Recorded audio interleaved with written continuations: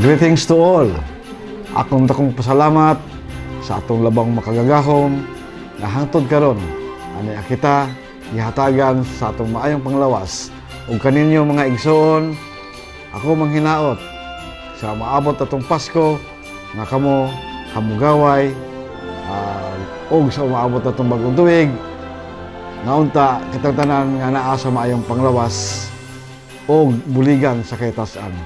Hinaot pa nga sa maabot nga 2026 aduna pay dunga nga grasya nga ihatag sa ato ang labang makagagahom ug sa atong dakong pasalamat sa ato ang kadagkuan sa ato ang probinsya, no, nga sa kanunay nagaabag kanatong tanan naghatag sa pinaskuhan, no, sa atong halangdong Governor Henry, sa atong Congressman Ando, sa ato ang party list Congressman Indy sa Asinso Pinoy o sa ato ang mayor sa Osamis, Atty. Sam Fuentes. Sa ngalan sa akong tibuok pamilya o sa Barangay Council, kami sa tanan ang hinaot kaninyo sa maayong Pasko o maayong bagong tuig kartong tanan.